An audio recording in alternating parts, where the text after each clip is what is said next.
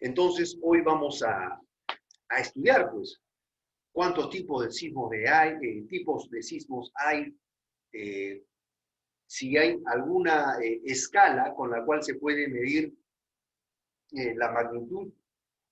Asimismo, también vamos a ver cuáles son las zonas sísmicas en el mundo. ¿Ya? Todo esto forma parte de la clase. Así que vamos a prestar atención. El objetivo. Vamos a aprender tipos de sismos, su origen. Vamos a aprender qué significa hipocentro o foco, el origen, y también epicentro, qué significan estas palabras. Asimismo, también vamos a aprender cómo afectan los terremotos en los cambios de la corteza. Muy bien. Vamos a recordar una clase anterior. Habíamos dicho nosotros, pues, de que la corteza, o sea, el lugar donde vivimos, donde caminamos, en fin, se transforma constantemente. ¿Presenta cambios? Sí. Y esto ha sucedido hace miles de años. Se sigue presentando y se presentará. El video que nosotros hemos visto hace un momento, que sucedió en el Perú en el año 1970, cuando murieron más de 70.000 personas, también provocó lo siguiente. La ciudad de Yungay. Esto que ustedes ven aquí en esta foto, esto antes era una ciudad.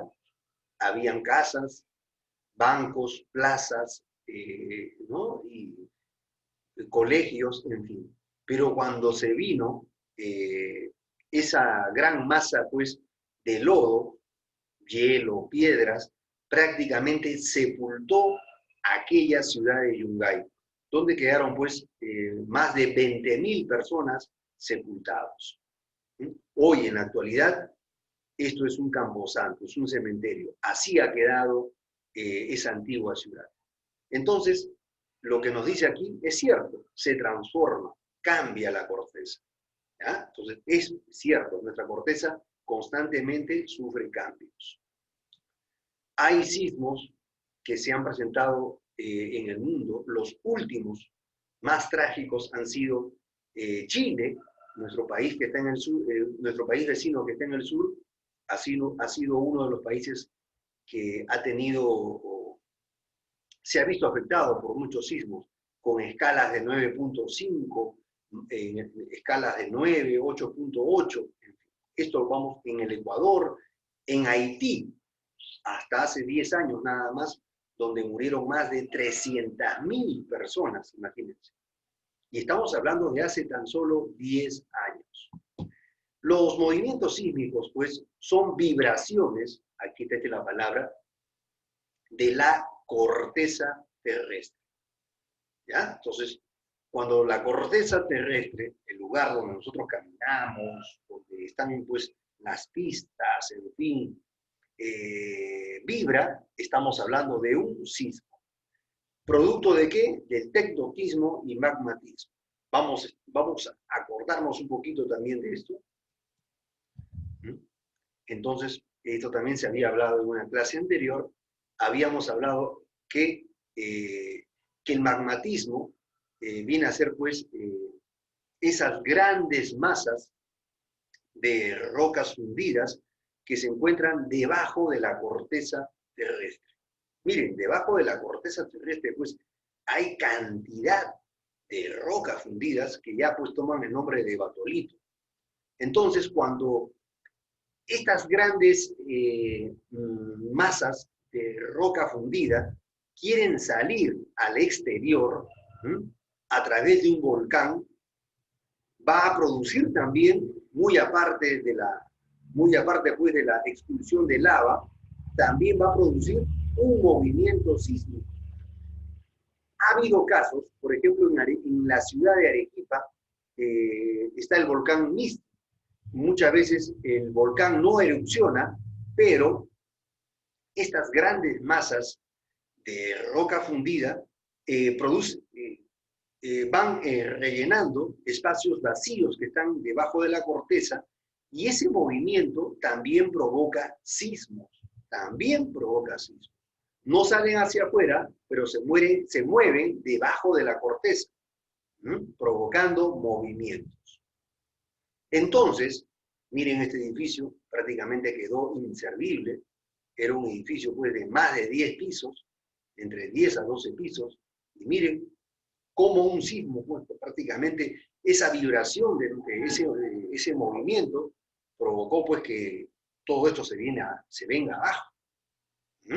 Es por eso que hoy en día las exigencias en las construcciones de casas pues, son más rígidas para evitar pues, estos tipos de desastres. Terremoto significa pues movimiento de la tierra. ¿Ya? Entonces, cuando hay un sismo, cuando hay un temblor, también se ha producido pues, un terremoto. Ha habido un movimiento también. Pero normalmente nosotros pensamos, pues, cuando hablamos de terremoto, cuando hablamos pues, de terremoto, pensamos inmediatamente, pues, las casas se vienen abajo, hay muertos, se abren las pistas de destrucción, en fin. Pero cuando se trata también de un temblor, un temblor que ocasiona susto, también está considerado como parte también de un terremoto. El movimiento no ha sido muy fuerte, pero se ha producido también en nuestro planeta un terremoto en ese momento. ¿Ya? Entonces, siempre los terremotos van a avisar con un ruido. Para eso hay hoy en día equipos, máquinas, que ya se anticipan cuando se va a presentar un terremoto. Como hoy en día pues, se usa bastante en Chile, en Japón, zonas pues, sísmicas, ¿no? Que ya toman previsiones de ese caso. Y asimismo, después de que ha sucedido un sismo, se siguen presentando las réplicas.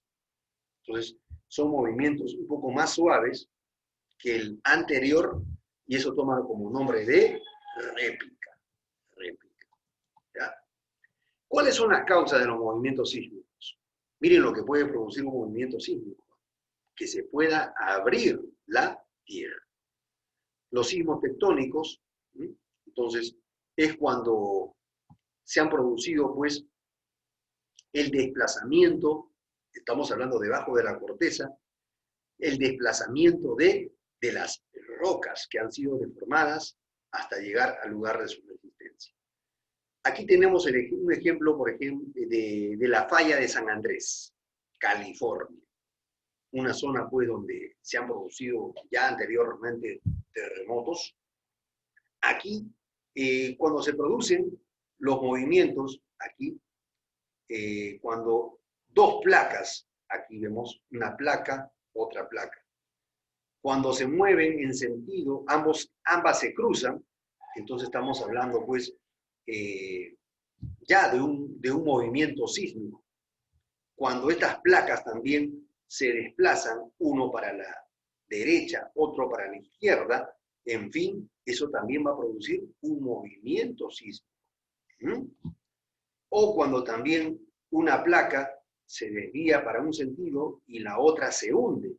Entonces, eso va a producir un movimiento sísmico. Entonces, el desplazamiento de las placas producen, pues, tensiones. Vamos a imaginarnos, pues, que nosotros vamos a pasar, imaginarnos, ¿no? Dos rocas inmensas que pasan rozando.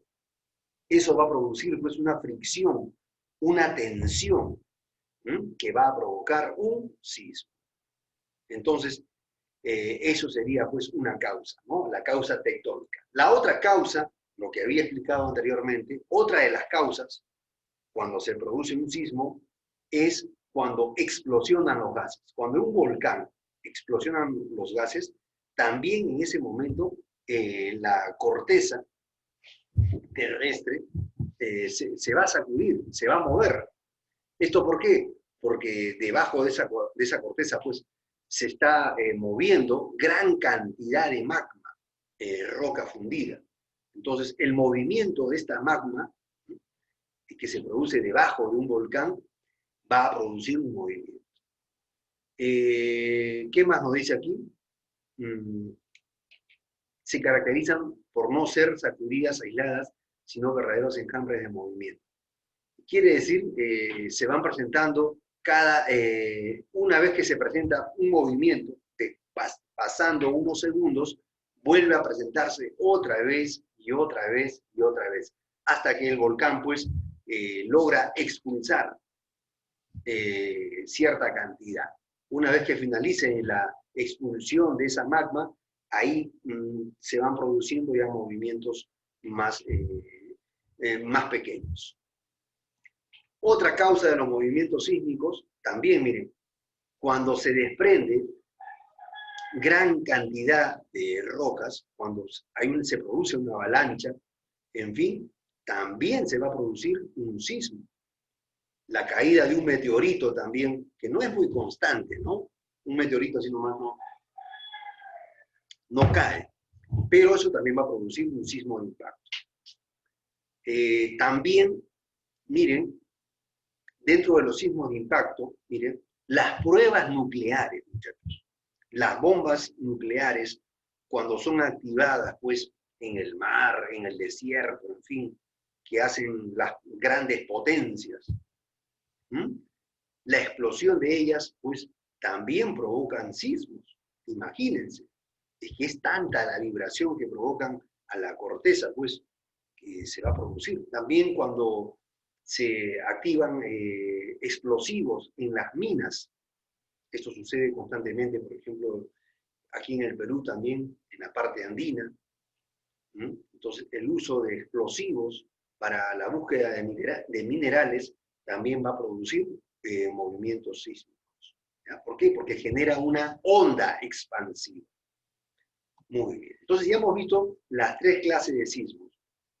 Sismo tectónico, cuando dos placas se rozan una con otra, provocando una tensión. La otra es el sismo volcánico, y esta tercera, que es los sismos de impacto. Muy bien. Cuando nosotros hablamos de sismos, vamos a escuchar siempre dos palabras. El foco y el foco o hipocentro, perdón, aquí un momentito, vamos a ver aquí, un momentito, a ver aquí dice foco y epicentro. Son dos conceptos diferentes, foco y epicentro. Foco viene a ser donde estoy colocando el mouse, que es el lugar donde se originan los movimientos. Por ejemplo, aquí. Aquí vemos una pequeña ciudad, aquí está la corteza. Debajo de esta ciudad, pues, a una cierta distancia, 50, 60, 70, 80 kilómetros, en fin, debajo de esta corteza se ha originado un movimiento sísmico. El lugar donde se origina se llama foco o hipocentro.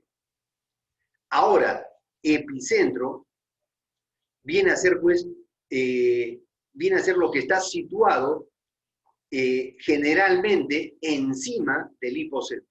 Vamos a ver aquí. Si este es el foco, entonces vamos subiendo, vamos subiendo, vamos subiendo hasta aquí.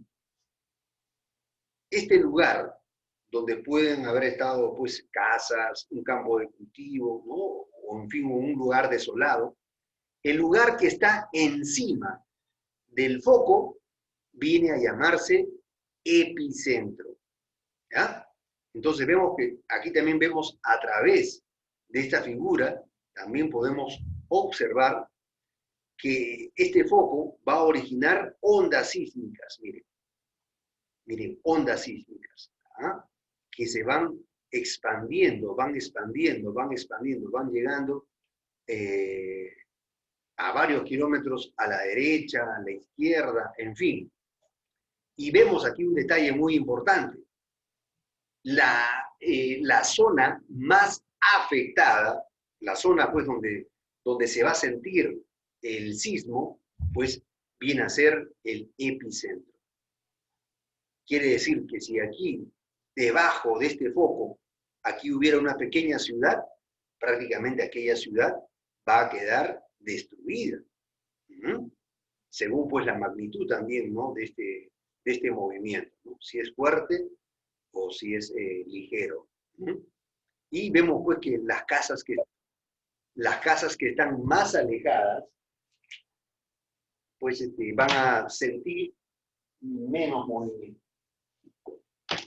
¿Ya? Entonces, sigamos. Los terremotos también se dividen, sí, en tres tipos: superficiales, intermedios y los profundos. ¿Cómo es esto? De acuerdo al dibujo anterior también. Aquí tenemos el foco y aquí tenemos el epicentro. Entonces, si este foco ha sido pues a menos de 60 kilómetros de profundidad, aquí tenemos la corteza, y si consideramos ha sido a 60 kilómetros, quiere decir que estamos hablando de un terremoto superficial. Quiere decir que la catástrofe pues eh, va a ser pues muy grave, ya que las ondas sísmicas van a llegar fácilmente, van a sacudir pues a la corteza, porque la distancia es corta. También hay, cuando los focos o se encuentran hasta los 300 kilómetros, entre los 60 y 300 kilómetros, quiere decir, ¿no?, de aquí, del lugar donde estoy colocando el mouse, a 300 kilómetros, estamos hablando de un terremoto intermedio. Entonces, las ondas sísmicas, bueno, también van a llegar con un poco menos de intensidad. Y cuando el foco se encuentra a 700 kilómetros de profundidad de la corteza, a 700 kilómetros, prácticamente pues estamos hablando de un terremoto profundo. Prácticamente aquí las ondas expansivas van a llegar con menos fuerza aquí a la corteza. ¿Debido a qué? A la distancia. Entonces, a menor distancia, si el foco se ha producido a menor distancia de la corteza, pues prácticamente se va a sentir pues mucho más, ¿no? Entonces, las consecuencias pueden ser más trágicas. Muy bien. ¿Qué más dice aquí?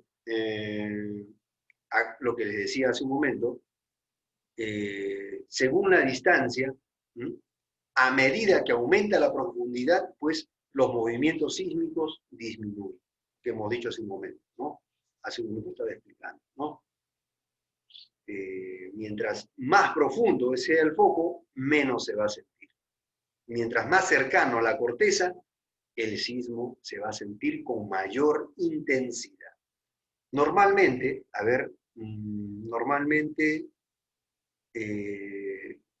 de un total de terremotos que se han presentado, el 85%, dice aquí, son más que nada, pues, la gran mayoría, pues, ha sido a una distancia de 70 kilómetros como máximo. Quiere decir que estos son los que más se presentan normalmente, los sismos a menos de 70 kilómetros, mientras que los otros son muy raros que se presentan. Los instrumentos sísmicos en Japón, por ejemplo, ha creado últimamente, pues, ha diseñado muchos equipos debido a que se ha visto afectada muchas veces por muchos sismos. Entonces, para ello han creado equipos llamados pues los sismógrafos y sismómetros, con el fin pues de anticipar a un pueblo, a una ciudad, de que se viene un terremoto. Y de alguna otra manera, pues, esto también puede ayudar a que las personas puedan desocupar un lugar, un edificio, en fin, o alejarse de zonas peligrosas. Más que nada, por esto es que se han construido estos instrumentos sísmicos, ¿ya? Están diseñados para detectar estos movimientos con métodos electromagnéticos. Siempre estos equipos cuentan, en algunos casos, con una aguja con un sensor, a medida pues que se va presentando un movimiento en la corteza, esta onda va ampliando, se va ampliando, se va ampliando, y si disminuye, bueno, sí. Y cuando llega a alcanzar un mayor tope, es cuando ha alcanzado pues, ¿no? una mayor, un mayor movimiento se ha producido en la corteza.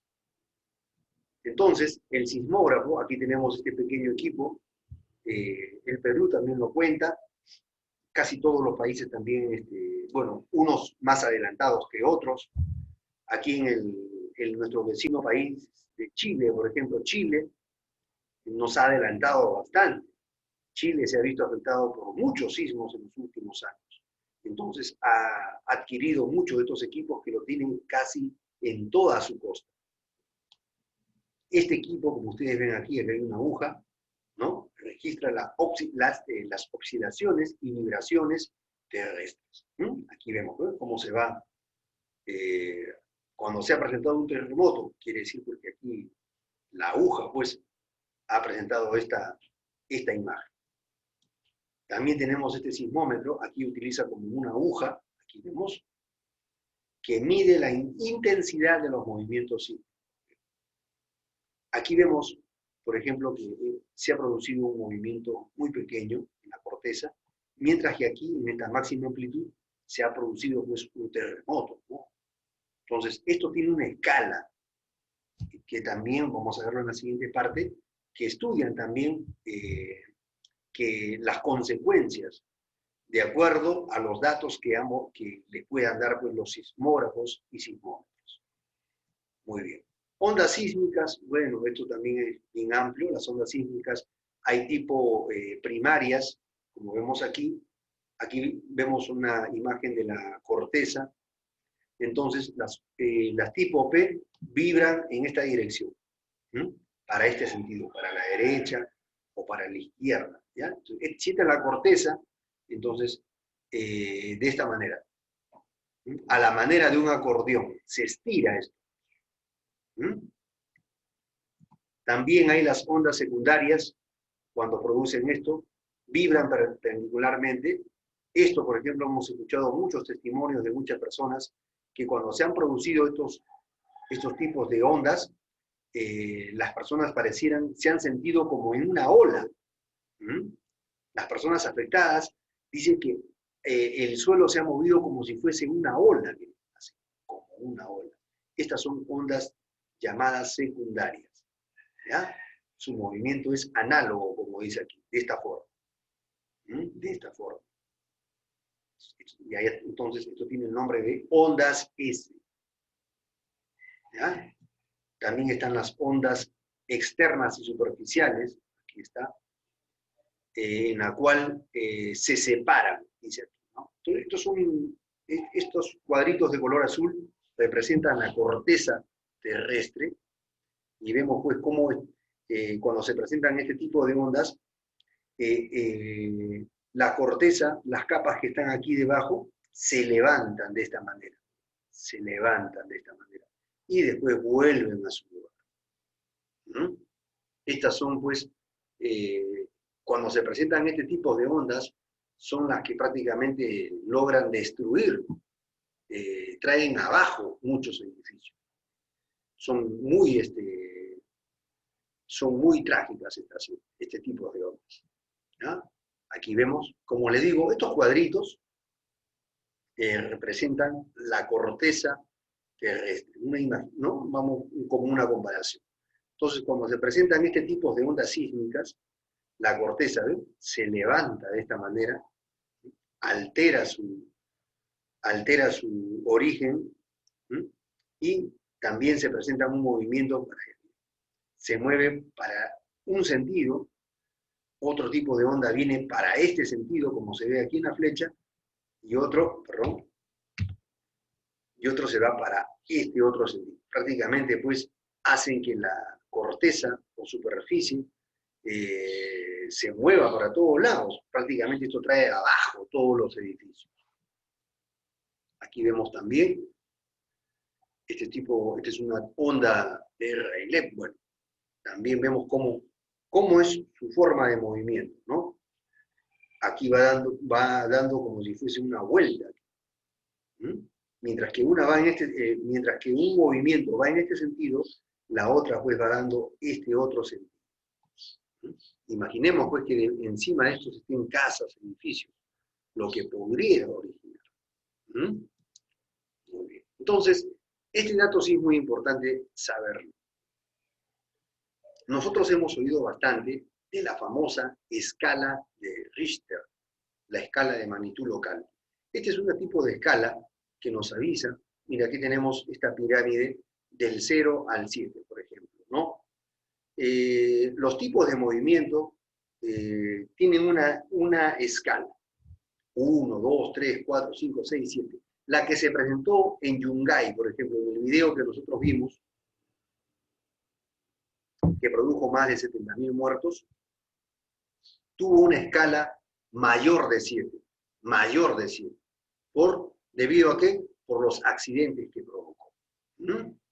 Entonces, esta escala de Richter, aquí vemos, aquí nos dice, si a la escala mayor de 7, de 7 a 7.9, como la que se presentó, por ejemplo, en Yungay, nos está diciendo, escala 8, nos está diciendo que se ha producido un gran terremoto, destrucción total a comunidades cercanas. Claro que sí. Y eso nosotros lo hemos visto pues claramente en Chile, en Yungay, en Ancash, ¿no? Cuando las casas se vinieron abajo. También vimos como la que sucedió también en Pisco también. ¿Mm? Entonces, cuando sentimos nosotros esos temblores que hace unos cuantos días se están presentando aquí en el Perú, se encuentran en esta escala, 3.5 a 5.4. ¿Ven? Entonces, esos temblores ya están considerados ya en la escala de Richter, ya están considerados. A menudo se sienten. ¿Sí? En los últimos 2 meses ya se han producido 2 movimientos, sí, 2 temblores. Y solamente pues dicen que solamente causan daños menores. Bueno, no afectan mucho, ¿no?, a las construcciones, pero sí, en cierta manera, han provocado unos pequeños daños. Eso es en la escala de Richter. ¿Ya? Entonces, mide la fuerza de los terremotos, de acuerdo a su magnitud. Entonces, cuando hablamos de esta escala, estamos viendo pues la cantidad de energía liberada durante el sismo. Cuando dice cantidad de energía, pues quiere decir toda esa fuerza que se desprende pues en las capas. También puede ser pues, por causas volcánicas también. En fin. Aquí tenemos, también es conocida como escala de magnitud local, vemos aquí. Consta de 9 grados, aquí está, cada uno de los cuales supone una liberación de energía 10 veces superior al grado anterior. Entonces, de 7 a 7.9 está considerado pues, como mayor, ¿no? También hay otra escala, la famosa escala de Mercalli, por un italiano. Esta tiene desde 1 hasta el número 12, ¿ya? Del 1 al 12, la escala de Mercalli. Lleva ese nombre pues de un italiano, Mercalli, a comienzos del siglo XX. Entonces también nos avisa, por ejemplo, la escala 1, muy débil, 2 débil, en fin, y así. Y va aumentando, va aumentando, va aumentando.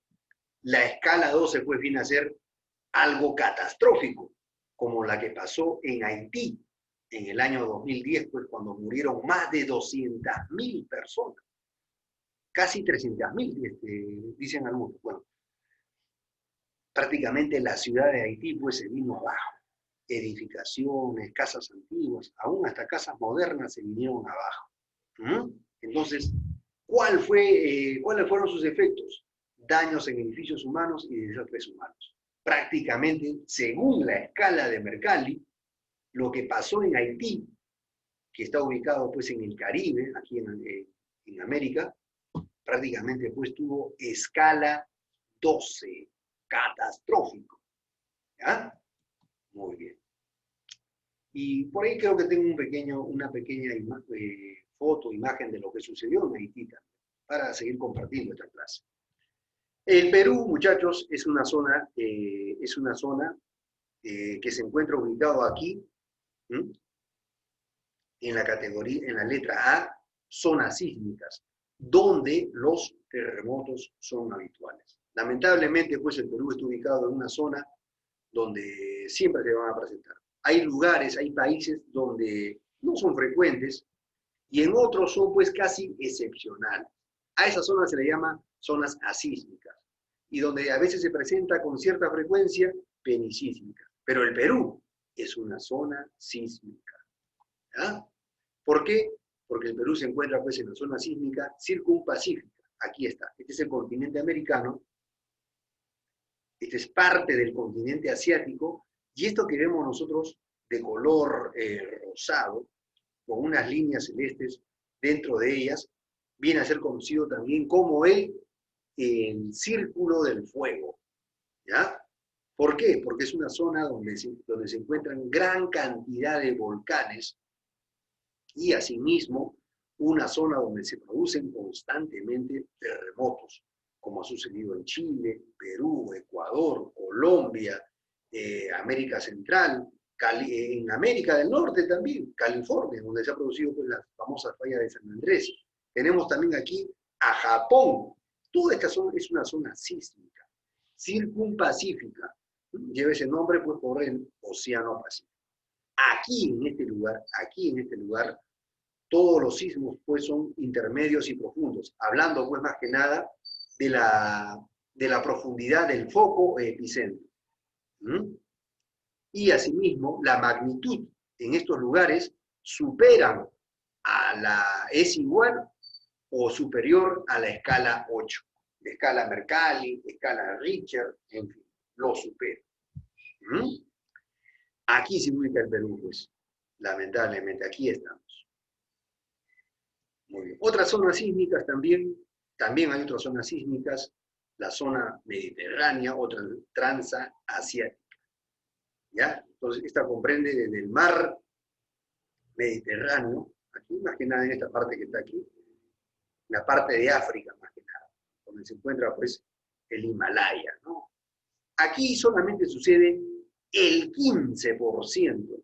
Miren, solamente de todos los terremotos que se han producido en el mundo, aquí en esta zona solamente se han liberado el 15%. Estamos, por lo tanto, pues en una donde está la mayoría, en la zona sísmica circumpacífica, el famoso círculo del fuego. Ya, muy bien. Y también se producen también sismos, también en los fondos marinos, también se producen, sí se producen.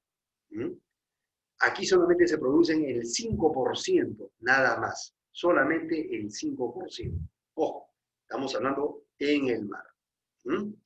Son sismos moderados que tienen profundidades relativamente pequeñas.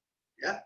Entonces, no es muy frecuente esto, pero sí se presentan también en el mar. Muy bien. Y aquí estamos, pues lo que vimos en el video, el sismo de 1970, 70.000 muertos, más de 20.000 desaparecidos, miles de niñitos, pues, quedaron huérfanos. Muchos de ellos se fueron a vivir, fueron llevados como hijos adoptados allá a otros países. Miren lo que sucedió en el Perú en el año 70, su epicentro, lo que habíamos estudiado anteriormente, estuvo localizado cerca de la ciudad de Chimbote, al puerto de Chimbote, que quedó prácticamente, miren, lo que les decía hace un momento, quedó casi totalmente destruido. ¿Por qué? Porque se encontraba cerca al foco o el lugar de origen. Mira cómo quedaron las pistas quedaron abiertas. Aquí está. Este es un periódico del diario El Comercio de aquel año. Miren, 30.000 decía aquella vez el periódico, no calculaba exactamente, pero fueron más de 20 a 25.000 muertos. el pueblo de Yungay quedó sepultado, decían las noticias de aquellos días. Más de un mes y no se podía ingresar a este lugar, porque quedó prácticamente lleno de lodo, de piedras, sepultado. Un pedazo de hielo del nevado del Huascarán se desprendió y durante su camino, pues, acompañado de piedras, de tierra, de agua, de lodo, en fin, prácticamente, pues, sepultó a la ciudad. Aquí está. Así quedó y así está hoy en día aquella antigua ciudad de Yungay, que está ubicado en el callejón de Huaylas. En el Perú, lo que sucedió hasta hace 13 años, Pisco, su epicentro, a 40 kilómetros de Chincha, donde también quedó destruido, su foco, su origen, fue, miren, a tan solo 39 kilómetros de profundidad. Por eso es que se vinieron abajo todas esas casas, edificios, hoteles. Según la escala de Mercalli, estuvo entre la escala 7 a la escala 9, nada más, la escala de Mercalli, entre 7 y 9. Dejó 600 muertos, 8.000 heridos, 76.000 viviendas destruidas. O sea, miren, escala 7 en Mercalli. O sea, esto es muy importante. Nos dan datos de cuántos han sido los desastres. Muy bien. Aquí tenemos noticias también, enlaces que nos ayudan también a tener más información de terremotos que provocaron pues grandes tragedias en el mundo. Los más potentes y mortíferos, tan solo, miren, en América Latina. Ojalá que tengamos tiempo para verlo, si no, alguien de ustedes también que ha tenido alguna información, compartiremos. Algunos trabajos que se están dejando también, que se ha enviado también al sistema CIENET, para que usted trabaje, todo referente al tema, todo referente al tema. Muy bien, hasta aquí pues muchachos, muchísimas gracias por su atención. Ahora sí, pues,